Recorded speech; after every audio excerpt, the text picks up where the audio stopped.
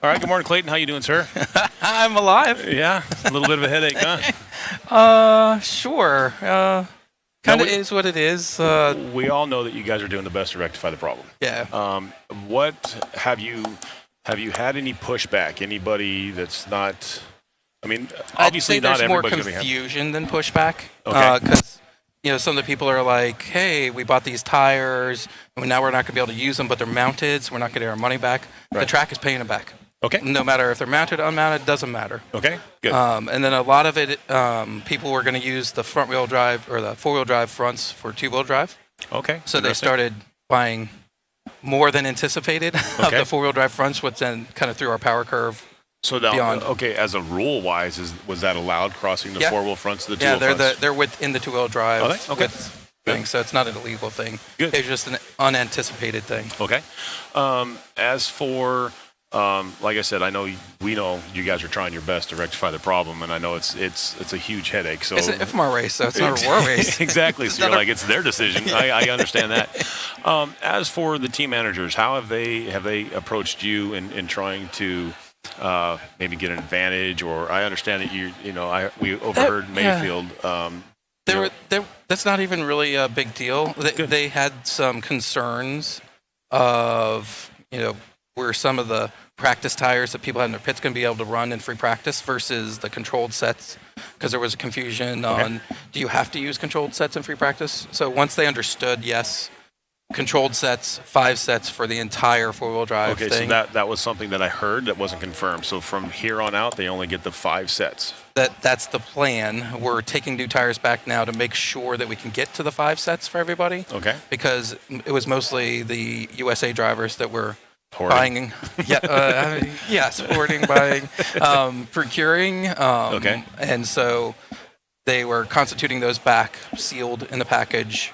A lot of them were still in their boxes, they just hadn't mounted them yet. Okay. So that's good. Instead of going in and taking stuff, getting the drivers to come back and give that stuff back. Okay.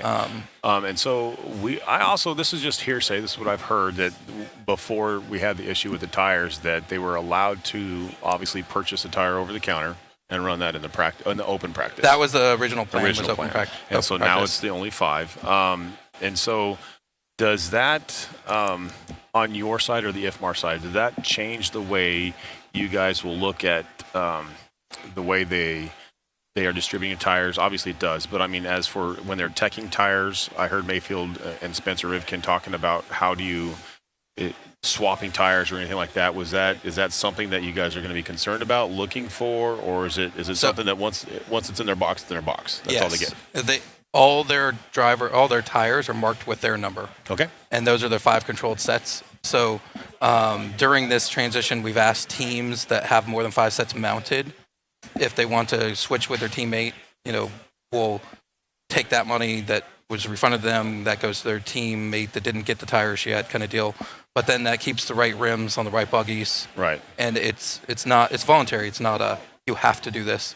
But that also helps get us to the 5 easier than everybody going and mounting extra tires that they haven't gotten yet. Interesting. I mean, like I said, I think you guys are doing the best you guys can.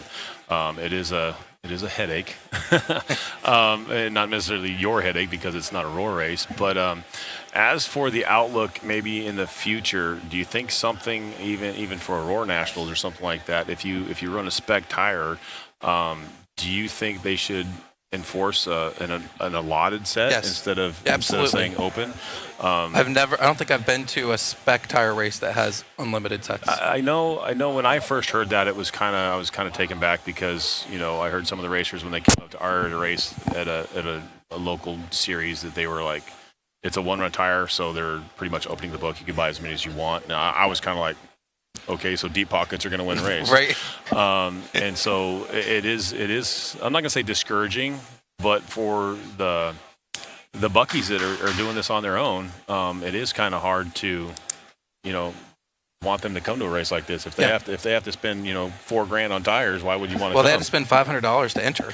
Exactly. So, I understand that, but I mean, their tire bill is going to be another $1,000, $1,500. Easy. And so I didn't quite understand that. If you're trying to promote our racing hobby, how do you not justify cutting it back to where you can only buy so many. Because then people, these guys can budget. They can say, all right, I know I'm going to be spending this much and whatnot, instead of having to show up and say, I'm going to have to spend, $100 every time I put my car down.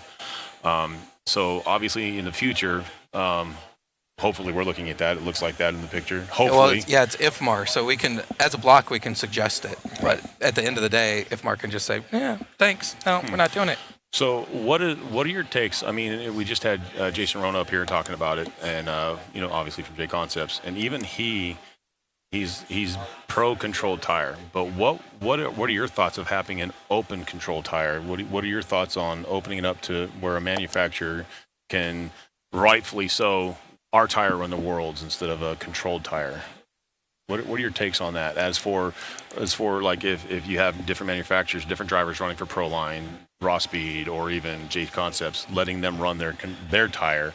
So just be open tire, not really controlled. Yes. I think that would be the easiest solution, but I don't know that it helps the cost part, because those guys that aren't paying for the tires anyways, they're probably going to do one-run tires. Correct. And if somebody wants to compete with them, if it's a tire wear thing, then they're going to have to do those one-run tires too. Yes. So maybe you do that with the controlled set still. So you say, if there's 12 runs from qualifiers to mains, you say, okay, you're going to get 6 sets. So you're going to have to run at least one set, or at least each one of those twice, kind of deal. And then maybe that could help it. I feel like we should always have some kind of mitigations for your average Joe racer, even though they may not be the pro guys that have all the money and are getting paid to race. Some of those guys are really good. And if they were given the same opportunities, they'd be in the show. Right. No, we agree with that 100%. And Zach and I have touched base with. We see a lot of these stock drivers in the States making the jump, and maybe they don't quite understand. I'm not going to say they don't understand, because even at the stock level, it's important to have the best of the best. But like the Mayfields, the Rivkins, the Cavalieris, the Champlins, these guys feel tense drop off. I mean, literally from lap to lap. Yep. So it is an advantage to have more tires at their disposal or whatnot. And so, as for someone trying to come in and try to race a race at this caliber, I made a valid point that I will never feel a drop off like that in my racing. And I race twice a week, every week. I race all the time, and I cannot feel a drop off like that. I can feel the gross drop off, but I can't feel the tense.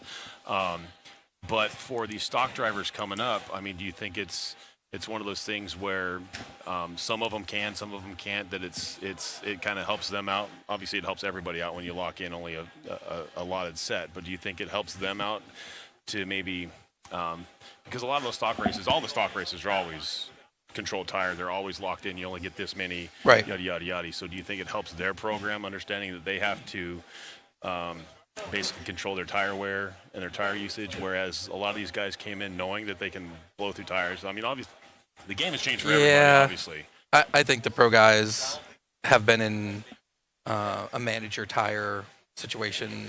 A lot of them run buggy, so they know they can't just run them off the first half hour, because they'll be bald at the end. I think if you're one of the top drivers, you feel it no matter what you do. Being an on-road guy, I probably feel it easier, but even when I'm running off-road, I can still almost tell you down to at least the 10th what the lap's going to be before I cross the line. So I think it just kind of is your comfort level with how well you're feeling your car and how often you've done this kind of deal. I think for the average Joe who's not feeling it yet, you can't tell what your lap time's going to be, it probably doesn't matter that much. But even the pro, like Schimmel switched to mod last year. He's almost in the show or in the show at most races. LaRiviere is going to race mod. He's usually a stock guy.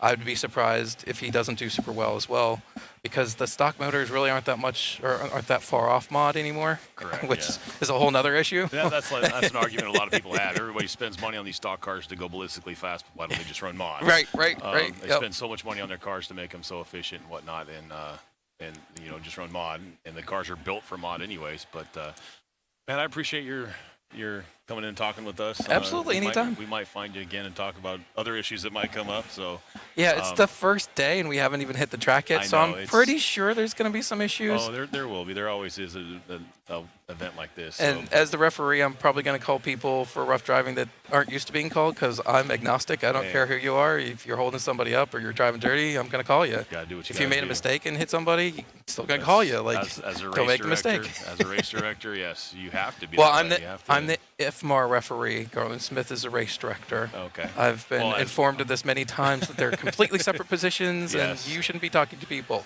So I'm breaking some of those rules, but hey, I'm me. Yeah. Hey, I mean, you got to keep it clean. That helps the racing. When you're keeping it clean, the racing stays clean, and the racing stays better. It's usually if you start with, like, I'll call stuff in practice as warning, so they already know they're going to get called. And if you called early, then it's usually not too big a deal at the end. But if you let it go and then try and call it in the mains, trying to rope them back in. Oh my goodness, it's I've been in that shit position. crazy. I've been in that position. It's tough. It's tough to lay the hammer down after the event started. You can't try to reel them back. It's going to be tough to do that. So once again, I appreciate your time. Thank you very much.